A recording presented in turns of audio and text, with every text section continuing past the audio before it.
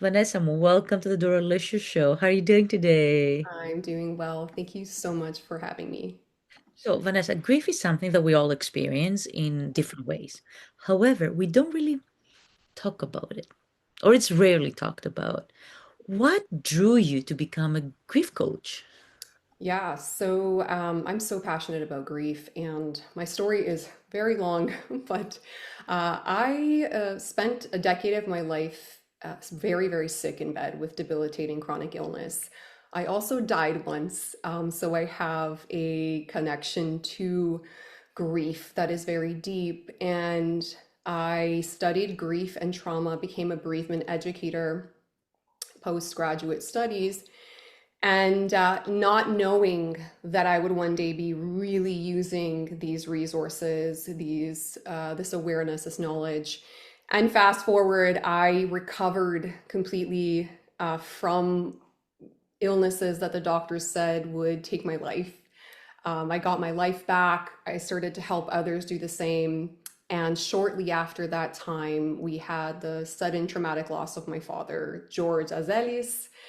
I know, Dora, you had the pleasure of meeting him. Oh, I did. He was such a person full of life, charisma. Full of He would life. see you and like Ella Kukla, and he would have his buzuki around. Yeah, What a yeah. man. We lost him unexpectedly in December of 2021. And that really catapulted me into this journey of deep, deep grief, traumatic loss. And suddenly, my dad was such an anchor of safety for me. Suddenly, he was gone. And I had to really find my way back. And it was through grieving that healing happened for me. And I pulled on, the resources, the knowledge that I had, and I started to learn more and immerse myself in this experience of grief, knowing that every single person on this planet will experience loss, has already experienced loss. And it's not just the loss of a loved one, but different types of living losses, like we'll speak about today, such as the ones that are more ambiguous, less understood, less acknowledged, divorce, lifelong disability, chronic conditions, a family member who is ill, and of course, aging parents. And that's really, where my inspiration to kind of step into this role as a grief guide, grief coach, whatever you want to call it. And I even started a membership that has grief resources. I teach classes monthly. But all this to say is that I noticed that our community, the Greek community, we have so much shame around grief and emotion. We do not talk about it openly. We pretend that we're okay, and we're hurting. We are hurting inside, and there's a lot of bypassing happening. And I think there's also just this lack of knowledge of how do we grieve? What is grief? How can I support? And so that's become my mission. Is my dad has really inspired me to bring grief to every household in a way where it's not scary, in a way where we can face it and say, this is part of life. Mm-hmm. And grieving is a part of living, and it's a part of healing. And that's kind of where I'm at today. You know what? It's interesting. You took a loss. You took the loss of a father and you turned that into a new journey. And at the same time, how many other people you're helping with their journey. So it's like your dad never left. He's always around.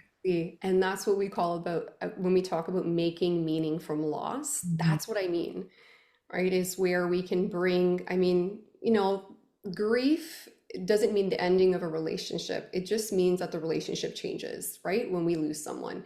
And it's an opportunity for me to share a piece of my dad because he's within me too. And also just to connect with others because this is the most unifying experience you'll ever have is grief. It's something we all share.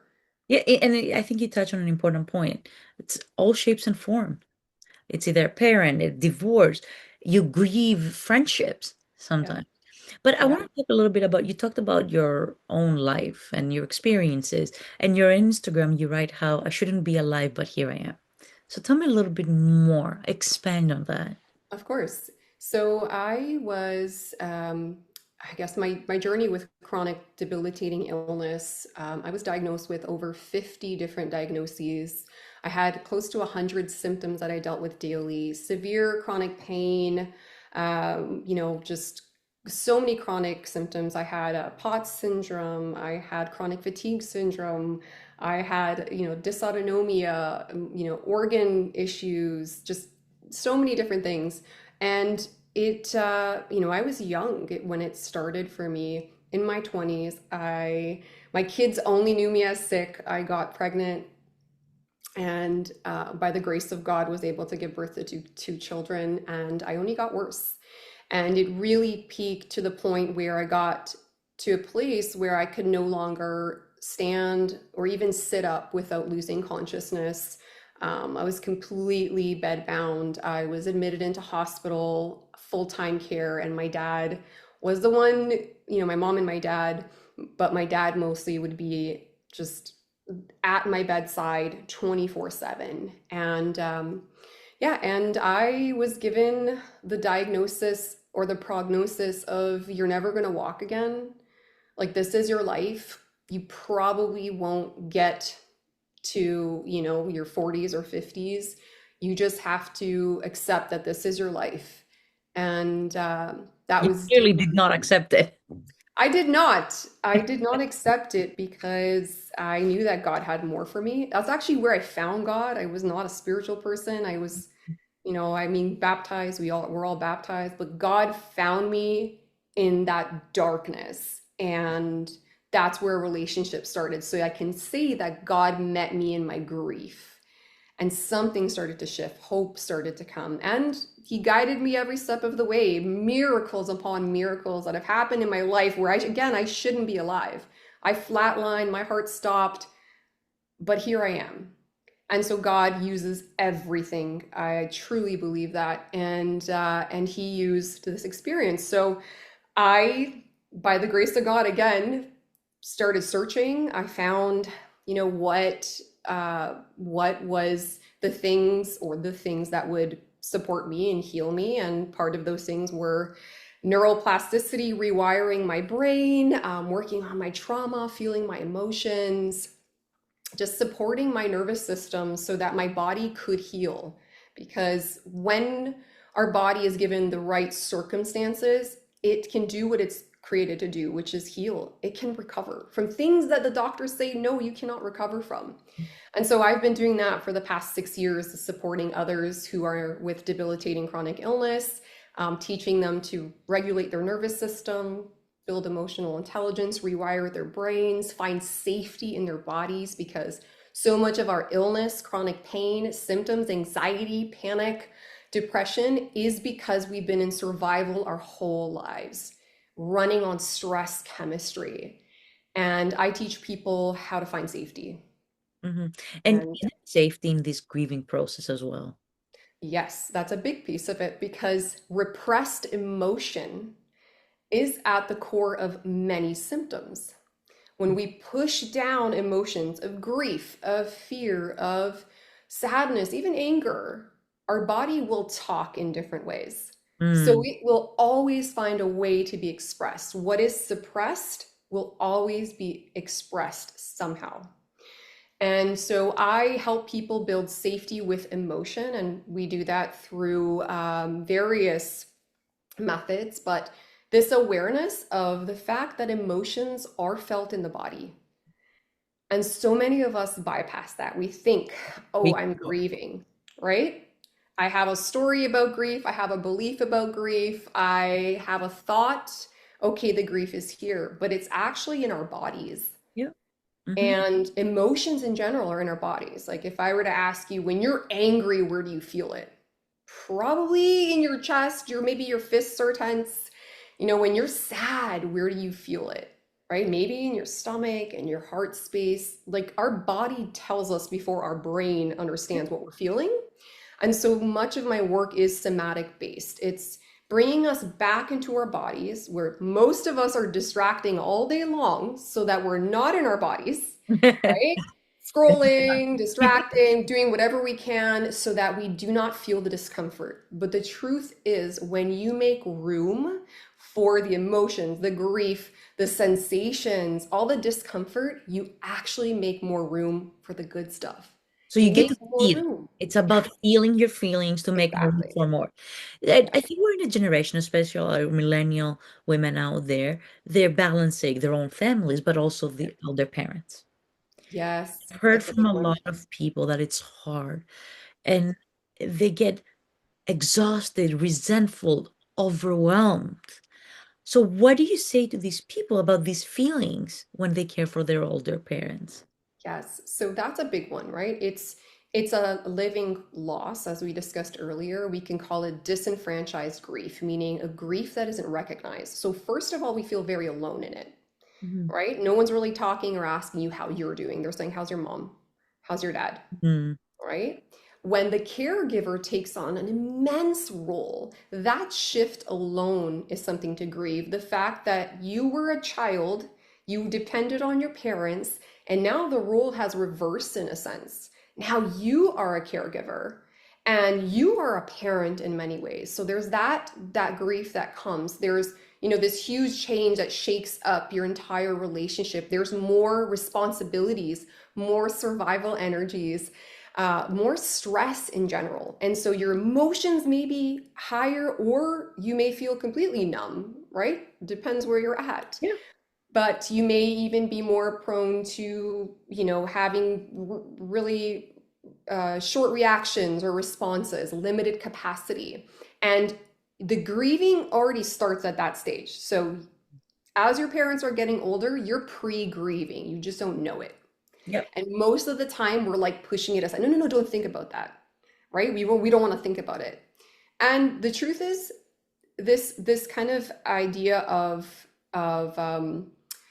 repression, right, and avoidance that only amplifies it. And I remember this grief expert saying the fear of dying steals the living, like meaning when you are so afraid and you do not accept that one day we all have an ending here, Yeah. we actually stop living in a sense.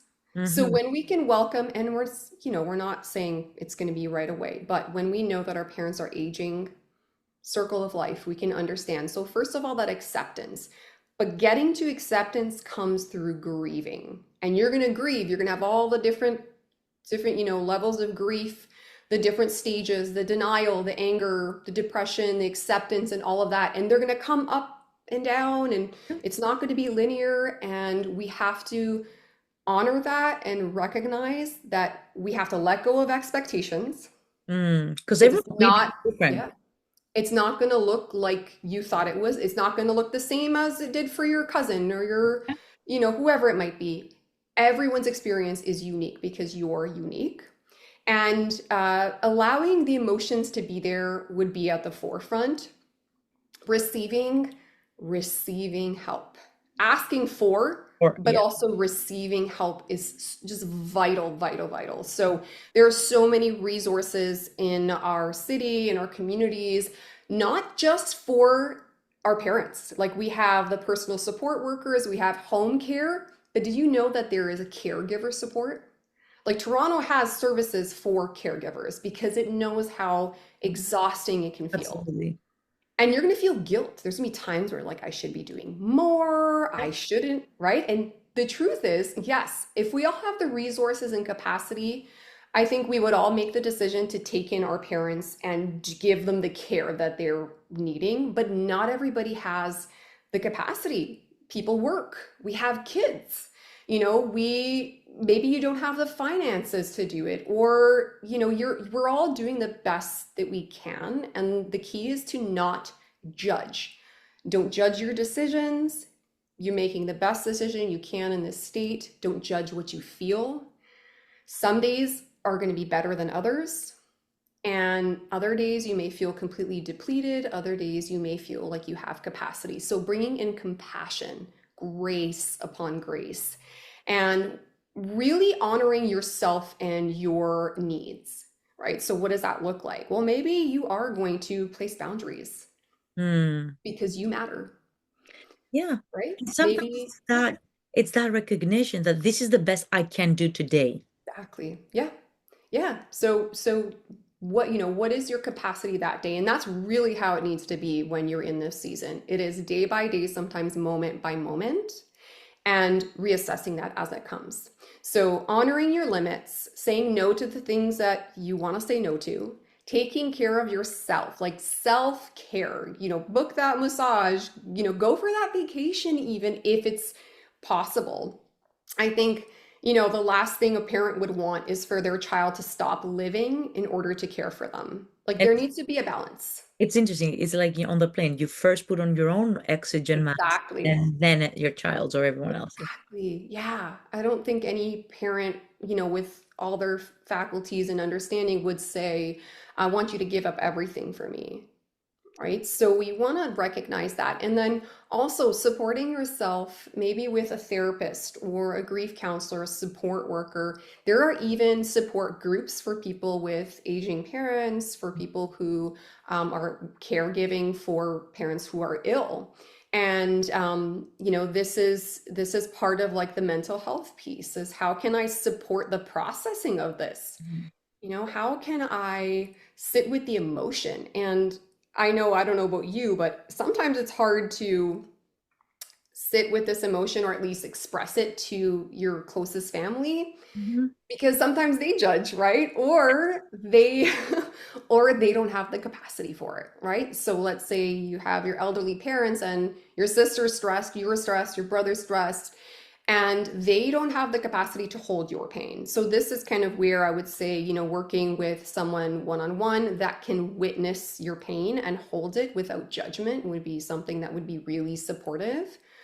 As I shared, nervous system work is vital. And this might be as simple as, some meditation, some breath work, Mhm. movement, exercising your body. Like go for that walk.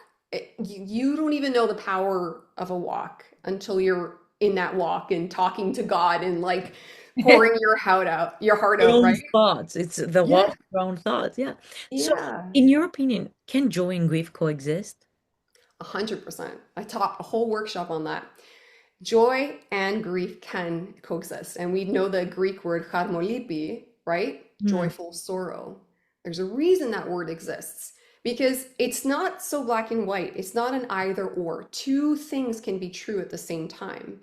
And I noticed this with even the loss of my father. There were times where I had so much pain and sorrow and grief, and something made me laugh, and that the joy and the laughter was just so exaggerated and big and beautiful, and they were both there at the same time, right? And milestone moments of things I know my dad misses, like birthdays or the kids growing up, and there's this tenderness, there's this grief, this bitter sweetness, but it's like everything is sweeter because you have tasted the grief. And it's funny, like, in Greek weddings, we always eat kufeta and they're bittersweet because they represent life. So it's Exactly. always like a remembering or like, hey, we can do both at the same time. Exactly. Yes. And so that's just even that invitation or that permission, because I think a lot of people in our community don't have that permission We to like, allow it's you. okay to be happy. It's okay. It's okay to be happy and to smile and to laugh, Even in even the worst though your moment. husband died. Yeah. Right. So, and before I let you go, for those who are listening and they're in the thick of it right now, Yeah. what do you want them to hear today from you? If there's one thing only. Yeah. Um, Probably from a spiritual perspective, I think that we don't know why things happen the way they do. But what I do know after all of my experience is that God uses everything and He uses it for good.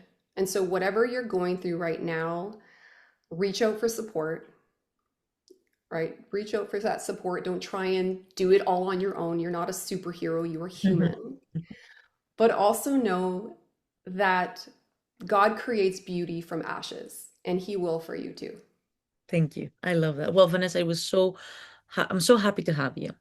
It was A so interesting to pleasure. hear your thoughts. And where can people find you online? Yeah, for sure. You can follow me on Instagram at Your Grateful Guide, or www.yourgratefulguide.com. That's my website.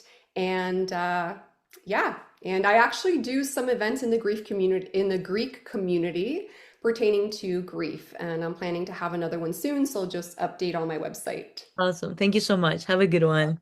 Bye.